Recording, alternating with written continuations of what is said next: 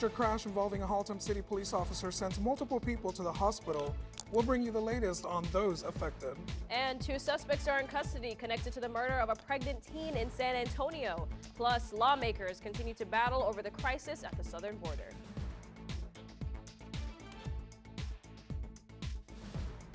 Thank you so much for joining us on this Happy New Year. I'm Isabel Price. And I'm Victor Aldana. We have a lot to get to today, but first, we're following breaking news out of Perry, Iowa, where there was a shooting at the city's high school. We can confirm 1 6th grade student was killed and 4 other students, plus the school's principal, were injured. Authorities say the shooter is dead from a self-inflicted gunshot wound. It was a text message this morning from my daughter, and it was absolutely horrifying. Like this. One of the worst moments of my entire life, but the best phone call I got was saying that they were okay. Community members gathered for a vigil hours after the shooting. The gunman was a student at the high school. Yesterday was the first day back for students after winter break. Classes were canceled for the rest of the day. Now to a developing story closer to home. 2 officers are recovering in the hospital after being involved in a major car accident midnight yesterday. Haltom City Police telling us it happened near the intersection of Haltom Road and Loop 820. Right now, there's no word on what led to that crash, but we do know the driver of the other vehicle was also taken to the hospital. An update on a murder mystery in San Antonio that left a pregnant teen and her boyfriend dead. San Antonio police arrested a teen and his father Wednesday in connection to the deaths of 18-year-old Savannah Soto and 22-year-old Matthew Guerra. You can see their mugshots here. 19-year-old Christopher Preciado is accused of killing the couple during a drug deal gone wrong, while his father, Raymond Preciado, is accused of trying his best to get rid of the bodies in a parked car. Last week, police released surveillance video to the public asking for help in identifying the 2 suspects. The bodies of Soto and Guerra were found in a car parked near an apartment complex last month. The Biden administration and House Republicans are upping the political pressure on each other over immigration strains along the U.S. southern border. Laura Aguirre fills us in. We got a first-hand look at the damage and the chaos the border catastrophe is causing in all of our communities. The Speaker of the House speaking out from the southern border Wednesday. He and a delegation of over 60 GOP lawmakers traveled to Eagle Pass, Texas, a major crossing point for migrants hoping for entry into the U.S. And what's more tragic is that it's a disaster of the president's own design. In a statement Wednesday, the White House says that Republicans' consistent refusal to vote for the president's border funding year after year is hamstringing border security. War aid tied to Ukraine and Israel in the president's current funding proposal is one of several issues further fueling the congressional stalemate that may only worsen the migrant crisis. We will not have the resources to perform our jobs as fully and completely as we could do so. Homeland Security Secretary Alejandro Mayorkas now facing an additional challenge with Republicans, with House GOP members announcing they'll move forward with impeachment proceedings against him in the coming weeks. If Republicans were serious, instead of trying to put together these, impeachment sham hearings and what have you, that they would actually sit down with Democrats and come up with a comprehensive plan to really deal with immigration. We need to focus on what we can get accomplished in this deal. And not what we can get accomplished in a political commercial 10 months from now. I'm Laura Aguirre reporting. Thank you, Laura. And the Biden administration is taking the state of Texas to court over its controversial measure signed by Governor Abbott, giving local law enforcement the authority to arrest migrants. The filing argues that the state cannot run its own immigration system. This marks the second legal action against the state this week, as President Joe Biden and the Republican governor spar over the handling of the U.S.-Mexico border. Abbott signed Senate Bill 4 into law in December, which also gives judges the ability to issue orders to remove people from the United States. With the new year comes new laws right here in Texas. We'll tell you everything you need to know. Plus, we have new details about a Dallas man who lost his leg in a car crash on New Year's Eve. Keep it here. We'll be back after the break. Owen, when you came into my life, it was a whirlwind. I just can't do it. We didn't know what the future would hold, but we knew you would always be a part of it. Adopting you was the best decision in our life. And I'm so proud to call you my son.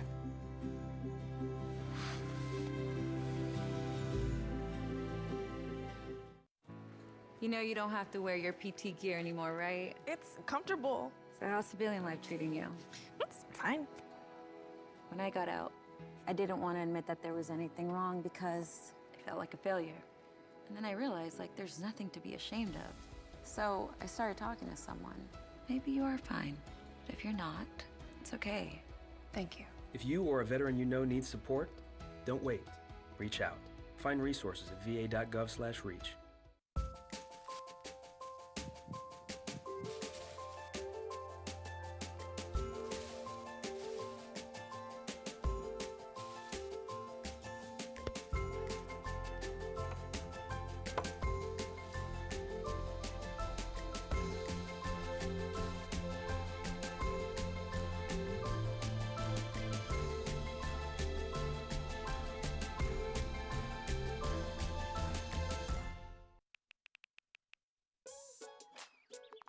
Worried about your friend, but don't know how to reach out? You could say how are you or get a fake tattoo. You could ask with an app if it works for you. You could chat with them in VR. It's all good if you think you should check in. Yeah, you should. Whatever gets you talking. Reach out to a friend about their mental health. Whatever gets you talking. Learn how you can help at seizetheawkward.org. Suspected drunk driving crash on New Year's Eve changed a pedestrian's life forever. 30-year-old Thomas Toledo lost his leg after this crash captured on video. The truck hitting him before slamming into a building. This video has gone viral, and in it you can hear Toledo begging for help after being hit. He's had 2 surgeries since then, amputations to clean up his leg injury. Dallas police arrested that driver, charged with intoxicated assault. They are raising money for Thomas's attorney fees and medical bills via GoFundMe. With the new year comes new laws in Texas. About 30 laws took effect on January 1st, and here are some of the major ones. Texas will no longer allow its publicly funded colleges and universities to have diversity, equity, and inclusion offices. That means they have to disband, and employees will have to be rescinded, and there can't be any contractors performing those duties instead. Another new law will crack down on the marketing of e-cigarettes to minors. This will be a Class B misdemeanor for businesses or individuals who market, advertise, or sell e-cigarettes to children using food, cartoon characters, or celebrities. Business owners could face fines and up to 6 months in prison if they break the new law. According to the Food and Drug Administration, more than 2 million K-12 students use e-cigarettes nationwide. And new changes are coming to Fort Worth as well, especially when it comes to your garbage and recycling. Any garbage or recycling materials that have lids need to be properly closed and secured. If not, it will be considered overloaded and will cost you $6. Any additional bags set outside or next to the bins are considered loose bags that will cost you $4. Fort Worth residents may also notice a jump in your water bill. The city is raising stormwater fees to 15% this year to pay for what it calls crucial flood risk reduction efforts. That's something that is expected to cost more than $100 million over the next 5 years. Coming up at 12, 2 deadly events is shaking Japan. Our correspondents are there with the latest. Plus, the college football playoffs are here, and the state of Michigan wants to win with their community. Hi, I'm Ryan Blaney, a third-generation race car driver. And we dedicate a lot of our time to going as fast as possible. But when my grandpa was diagnosed with Alzheimer's, it was a very unexpected bump in the road for us. It's important to notice if older family members are acting differently, experiencing problems with their memory, or having trouble with routine tasks. Early detection of Alzheimer's can give your family time to explore support services, make a plan for the future, and access available treatments. If you or your family are noticing changes, it could be Alzheimer's. Talk about seeing a doctor together.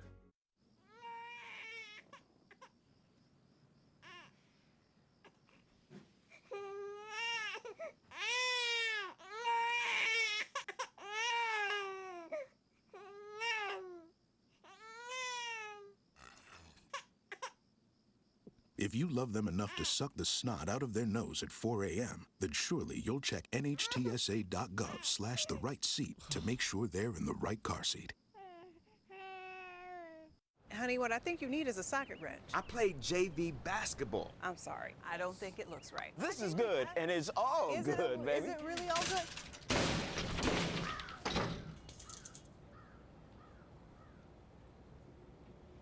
If you love me enough to routinely test your handyman skills, not to mention the strength of your marriage, then of course you'll visit nhtsa.gov/therightseat to make sure I'm in the right car seat. I'm gonna call my dad. Oh.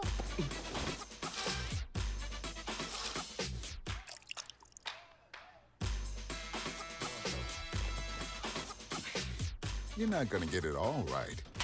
Just make sure you nail the big stuff. Mama! Like making sure your kids are in the right seat for their age and size.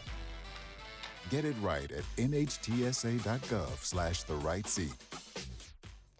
Urgent rescues are still happening in Japan for people affected by Monday night's earthquake. The 7.5 magnitude disaster has killed at least 73 people. Hanako Montgomery joins us with the latest. Right now, we're in Wajima City, one of the worst affected areas in Ishikawa Prefecture. Behind me is a very alarming sight. There's a 7-story building that's completely toppled on its side. There's glass everywhere from broken windows, street lights that are still on. Now, there are dozens of rescue operators right next to me, and they're trying to pull out a woman they believe is still stuck in this rubble. They're trying to get access to her by climbing underneath this building and pushing aside what rubble they can. But rescue operations keep getting interrupted because of these very powerful aftershocks. The Japanese government has warned that these aftershocks can continue for the rest of this week. Now, much of Wajima City looks like this building behind me. Houses have been completely destroyed. Roofs have caved in. Roads have had fallen trees and landslides that are just blocking ways for people to evacuate. Now, what roads are left have had cracks in them and have been totally blocked up by traffic as hundreds and hundreds of people are trying to evacuate.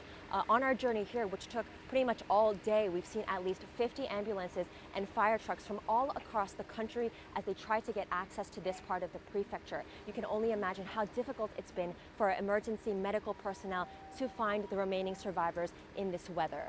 Hanako Montgomery, CNN, Wajima, Japan. Hanako, thank you so much.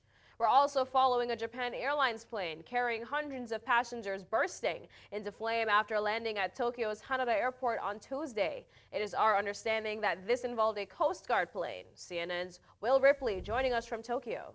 Is that correct?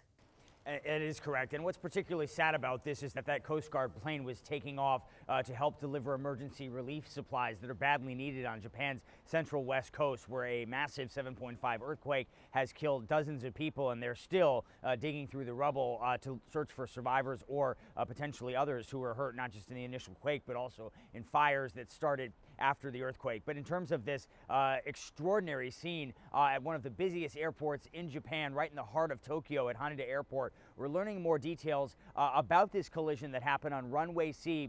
One of the passengers was on live television speaking to Japan's national broadcaster NHK.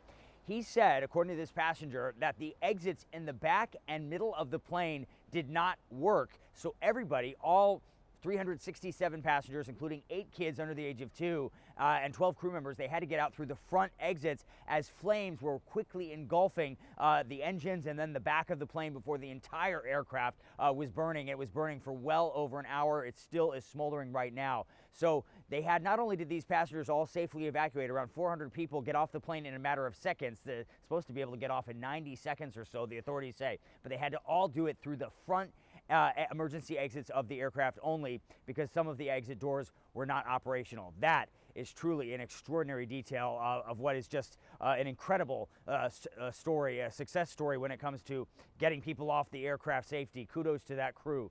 A dozen crew members who were able to pull that off, and the passengers as well. There was one mother also appearing on Japanese television holding her young child in her arms, saying that as the black smoke was enveloping the cabin, she didn't think that she would make it, but she was just trying to do what she could to keep her child safe. All the children on that aircraft, all the people on that aircraft are safe and alive right now. It is just extraordinary, remarkable. Words don't describe the situation. Absolutely, Will. Thank you. All right, switching gears. Some parts of the Golden State are starting the new year looking very white. The winter weather system caused wet roads for drivers in Southern California. The National Weather Service issued a winter weather advisory through yesterday morning for the San Gabriel Mountains and the 5 and 14 freeway corridors. It's beautiful. We've been waiting for the snow to come. We usually get it, November-ish. So for it to start dumping like it is right now, we are just overjoyed. It's getting cold out there. Maybe snow's coming this way. Well, let's check in with Jason Hawley for the weather. We haven't hit 50 yet, but we will. The high today should be around 55. As we look around the rest of the Metroplex, it's going to be much of the same. 49 and 50 is what you'll see. The high, as of right now, 55 in Waco, 55 in Ballinger. That's all south to southwest of us. Throughout the rest of your day today, 53 by 4 p.m. It's going to work its way back down. By 10 p.m., should be in the 40s, and it's not going to raise much more than that going into tomorrow. Tomorrow's high, 54 degrees. The clouds will still be here, but they're going to slowly work their way out throughout the day tomorrow. Tomorrow's low, 36. Sunday, 60 degrees and sunny. It's going to be a beautiful day for those that are going out to the football game in Frisco. Now, across the Northwest, they have a storm system that's going to work its way here. Saturday morning, we're going to have snow in Seattle. Throughout the day, Saturday into Sunday, that snow is going to be in the mountains, Denver, Salt Lake. Now, what we want to look for here is Monday. Stop right there. Monday at 7 p.m. Kansas City, Oklahoma City, you're going to get the snow. Here, we're going to get rain. But the strongest part of the rain should be in Houston and in New Orleans, and it's going to work its way out Monday night and into Tuesday morning. Throughout the day, Tuesday and Wednesday, it's going to move to the Midwest, and by Wednesday, should be in the Northeast. By Wednesday morning, all the rain should be in the Northeast, but Monday is what matters for us here. Monday, 90% chance of rain, so we're going to have rain basically all day Monday. The high of 61. Tuesday, we got a number for you to look at. 17. We're predicting a deep freeze around 17 degrees on Tuesday for the low. That high is going to be 48. So make sure Tuesday night going into Wednesday morning, the dogs are in, the pipes are covered. It's going to be cold, but Wednesday, Thursday, it's going to warm up quite nice. Wednesday's high 58. Thursday's high 62. Next weekend, it's going to be around average of what you would expect for this time of year. 54 Friday, 48, 46 Saturday, Sunday. So mid to high 40s, possibly low 50s for next weekend. It's going to be quite nice. Let's enjoy it while we can, but look out for Monday. Thank you so much, Jason. And now our very own Jason Hawley is a big fan of the Michigan Wolverines, and he's actually from Michigan. The College Football Championship is set, and Michigan is on the ticket thanks to a thrilling overtime win over Alabama in the Rose Bowl Stadium on Monday. The students are still on break, but hundreds of fans gathered in Michigan Theater to watch the game. Brett Cost has the story. Hours of anxiety erupting in cheers.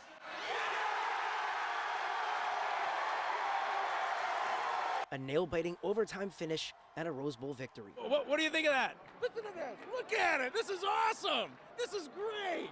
Hundreds of people like David Friedrich filled up the historic Michigan Theater in Ann Arbor for a Wolverine watch party, witnessing Michigan's first ever win in the college football playoffs. In the years you've watched Michigan football, where do you rank this game? Number one. Easily number one. What's going through your mind right now?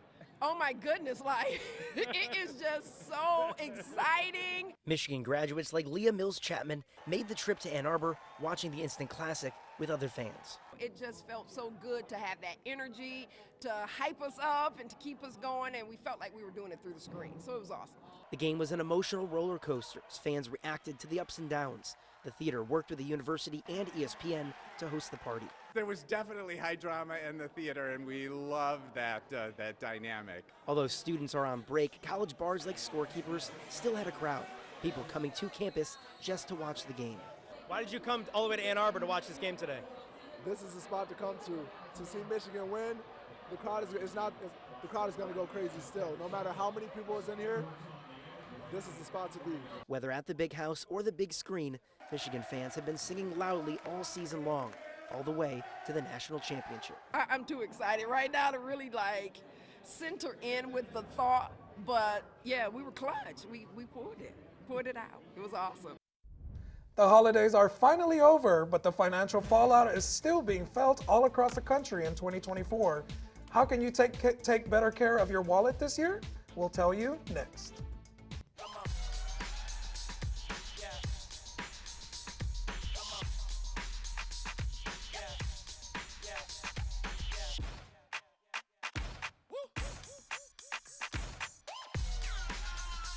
You're not going to get it all right. Just make sure you nail the big stuff, like making sure your kids are in the right seat for their age and size.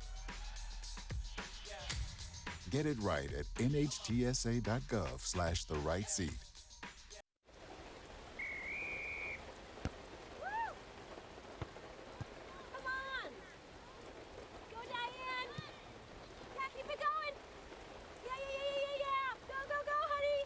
If you love them enough to drive an hour to cheer them on as they get beat 11-0 in the rain, then surely you'll check nhtsa.gov/the-right-seat to make sure they're correctly buckled in the back seat.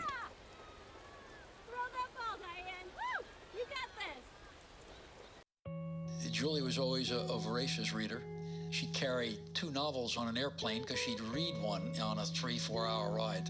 And at some point, I began to notice that she would read a page and couldn't remember what she had just read, and she'd have to go back and read it again.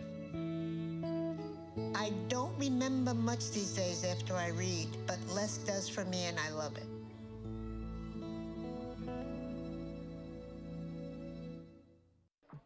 How do you know when you've made the right decision?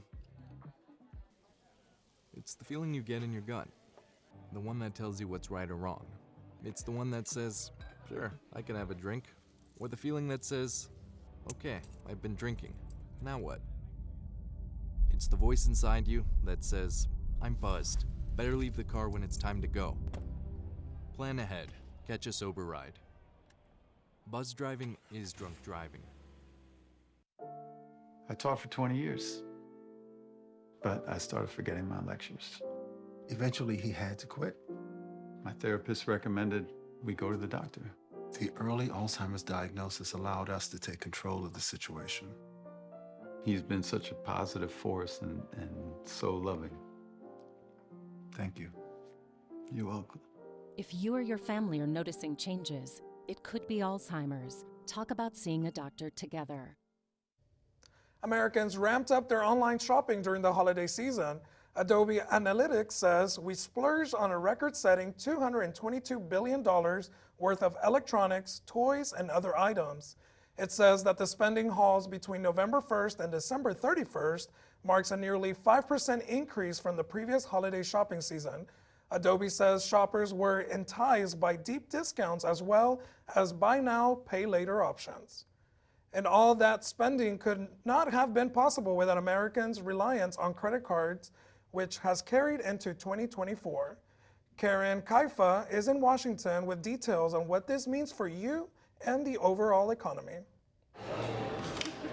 For millions of Americans, lingering credit card debt follow their finances into the new year. Even if it just happened over the holidays or it happened over the last couple of years, you need to get rid of that debt. Americans' collective credit card balances soared to a new high of more than $1 trillion in 2023, according to the Federal Reserve Bank of New York. Meanwhile, the average interest rates for credit cards spiked at more than 22% in 2023, amid the Federal Reserve's interest rate hikes to curb inflation. And while debt can feel isolating, households with credit card debt aren't an exception right now, according to consumer finance analyst Beverly Harzog, despite more promising economic numbers. When inflation slows down, that just means that the rate of prices slows down as it's going up. It's still going up. And that's why so many are feeling the pinch of having not enough money to actually pay your monthly bills. And that's how a lot of people got into credit card debt. Harzog says households can make a fresh start in the new year with 2 major first steps: creating a budget and tracking expenses. Think of that as your financial foundation. You have those 2 things in place and you have control over how you spend your money. Other key action items toward paying down debt, Harzog says, making a list of all credit card balances and knowing your credit score as a starting point. In Washington, I'm Karen Kaifa. A New Jersey couple got a surprise of a lifetime this New Year's after having twin boys, but their birthday parties will look a little different. Keep it right here. We all know what it's like to feel alone.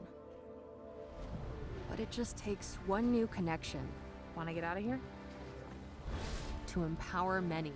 This is unbelievable. It doesn't take a superhero to bring forces together. We all have the power to reach out. Let's go! and help someone feel like they belong. Pretty cool, huh? We are stronger together. Meet the scan, a simple procedure whose mission is to detect lung cancer early.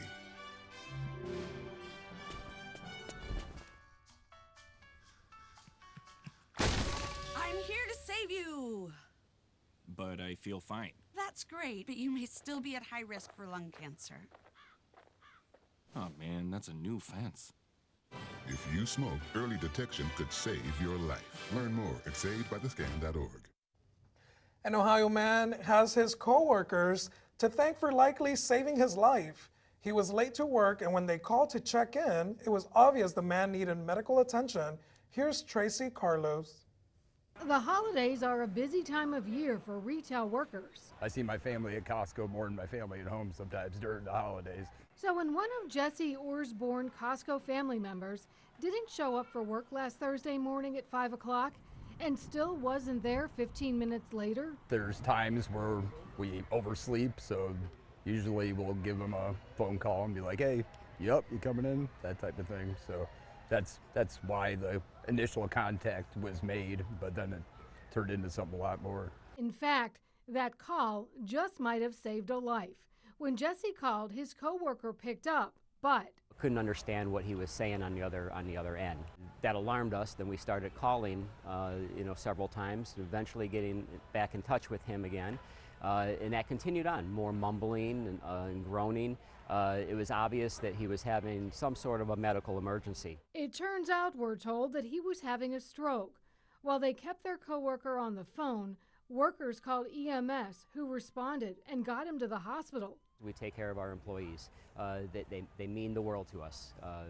Without our employees, we can't do this job. So we look out for one another. We're told the man has been released from the hospital, but still has a long road of recovery ahead of him. Tracy Carlos, We miss you. We love you. News 5. What a touching story. A New Jersey mom gave birth to twins, but she'll be planning separate birthday parties. That's because the twin boys were born on different days and in different years. Trish Hartman has more from the executed and surprised parents. Eve and Billy Humphrey were caught off guard when they found out they were expecting twin boys. The doctor was like, well, there's 2 heartbeats. And I was like, let me see. I don't believe you, and I was in shock. They were due at the end of January, but Eve's water broke on New Year's Eve, which also happens to be Billy's birthday. I'm like, what a great birthday gift. I get 2 boys on my birthday, so we came in early enough on that day that I was thinking, okay, maybe this is gonna happen. Baby A, Ezra, was born at 11:48 p.m. on New Year's Eve, weighing in at 6 pounds even. Once he was born, thinking of the tax write-off, I was like, maybe we can get another tax write-off. But little brother had other plans. I was still pushing when everyone's doing the countdown, and we just said Happy New Year in the middle of me trying to push out baby B. Ezekiel was born at 12:28 a.m. on New Year's Day, weighing 4 pounds 15 ounces. Twin brothers born on different days, different years. I just know they're gonna be world changers, and they couldn't share the same day, right? They needed their own spotlight. Seeing them in person and seeing their faces, I was like, they're so cute. I'm so glad they're healthy. What an awesome story. Thank you so much for joining us here on the News Feed. We'll see you back here next week at 12. But before we go, I want to wish a happy early birthday. Hope you enjoy your birthday tomorrow and wish you nothing but the best. Thank you so much. We'll see you all next week. Have a great week and great news. We'll see you next week.